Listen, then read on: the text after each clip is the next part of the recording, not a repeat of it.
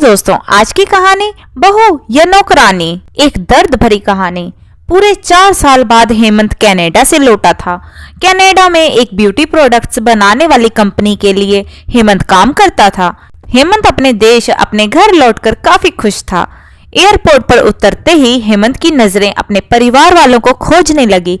जल्द ही उसे अपने माँ बाप, भाई भाभी, बड़ी बहन और खुद की 3 साल की बच्ची भी एयरपोर्ट पर खड़े नजर आई। लेकिन उसकी नजरें शोभा को खोज रही थी। वो सोचने लगा, ये शोभा मुझे मिलने क्यों नहीं आई, और ऊपर से उसने हमारी छोटी सी बच्ची को भी यहाँ भेज दिया। हेमंत एयरपोर्ट पर सबसे हंसी खुशी मिला।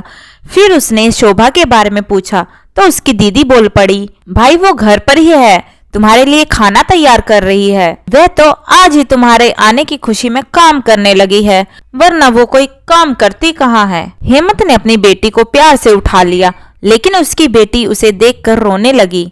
लाओ मुझे दो बच्ची को, वह तुम्हें काफी दिनों बाद देख रही है ना, इसलिए पहचान नहीं पा रही होगी। कहते हुए दीदी ने बच्चे को अपने पास ले लिया। सभी टैक्सी में बैठकर अपने घर की तरफ रवाना हुए। हेमंत अपने परिवार से मिलकर बहुत खुश था, लेकिन ये बात शोभा उसे एयरपोर्ट पर मिलने नहीं आई उसे काफी परेशान कर रही थी। वो सोचने लगा, क्या खाना बनाना इतना जरूरी था, मुझसे मिलने से भी ज्यादा, और वो भी तब जब मैं 4 साल बाद वापस आया हूँ। इन्हीं ख्यालों में घर का आधा रास्ता बीत गया। अब उसकी बच्ची उसे देखकर रो नहीं रही थी, इसलिए हेमंत उसके साथ खेलने लगा। बाकी का आधा रास्ता भी खत्म हुआ और सब घर पहुंच गए। गाड़ी की आवाज सुन शोभा बालकनी में आकर खड़ी हो गई और हेमंत की तरफ देखने लगी। हेमंत भी जैसे ही गाड़ी से उतरा, उसने सबसे पहले दरवाजे की तरफ और बाद में बालकनी की तरफ नजरें घुमाई, जैसे वह शोभा को ही देखना चाहता हो। हेमंत से नजरें मिलते ही शोभा के चेहरे पर मुस्कान झलक पड़ी।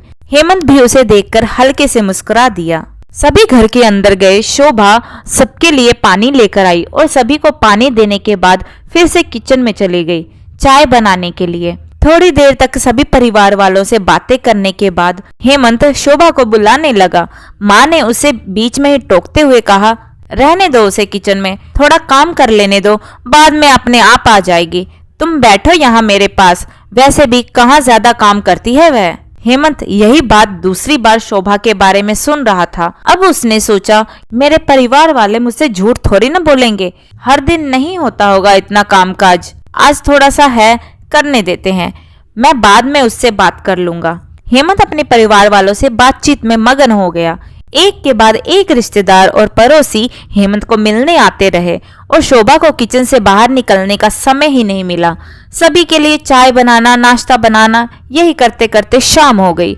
शाम होते ही अकेली शोभा इस बड़े से परिवार का खाना बनाने में जुट गई। 2 घंटे बाद सभी परिवार वाले खाना खाने के लिए डाइनिंग टेबल पर आ बैठे थे, सिवाय शोभा के। हेमंत चाहता था कि शोभा भी उसके साथ बैठकर खाना खाए, लेकिन फिर माँ ने कहा, अगर वह भी खाना खाने बैठ जाएगी तो सबको परोसेगा कौन। सभी के खाना खाने के बाद शोभा ने अकेले खाना खाया।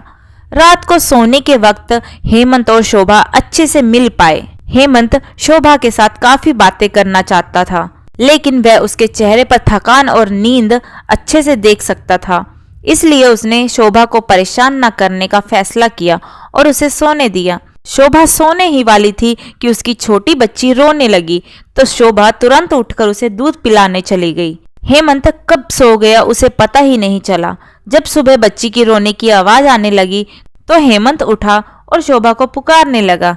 जब शोभा पास नहीं दिखी तो उसने बच्ची को चुप कराया और फिर सुला दिया।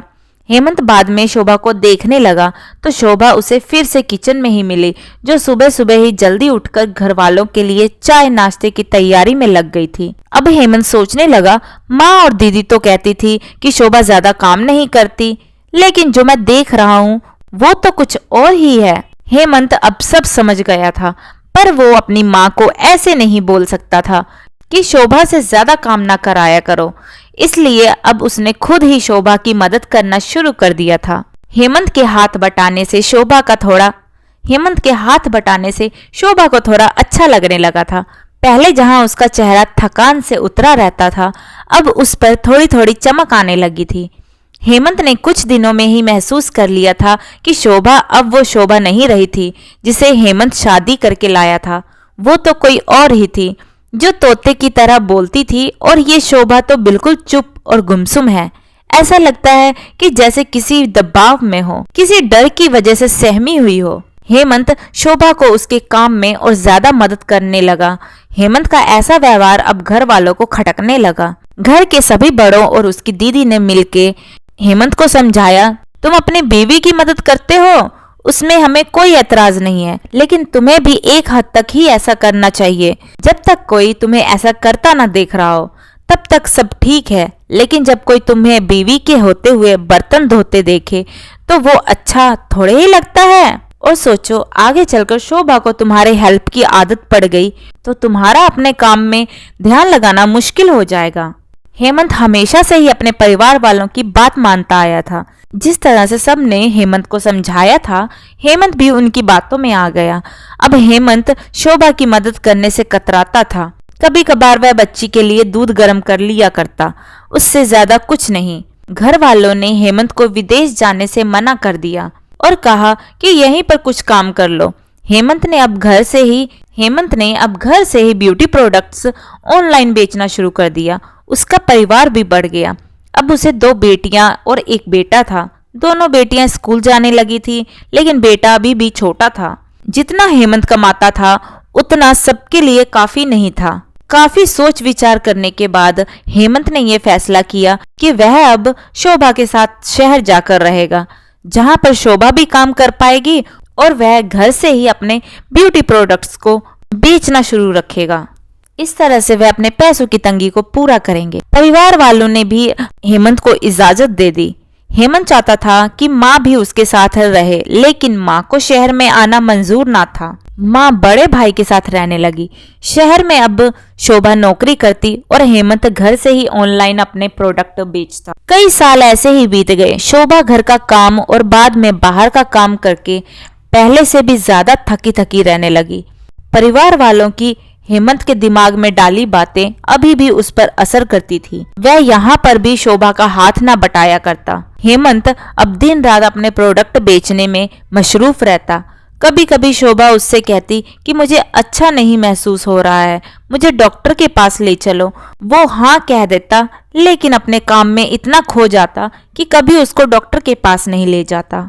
शोभा तो बीमार थी, लेकिन एक बार हेमंत बहुत ज्यादा बीमार हो गया।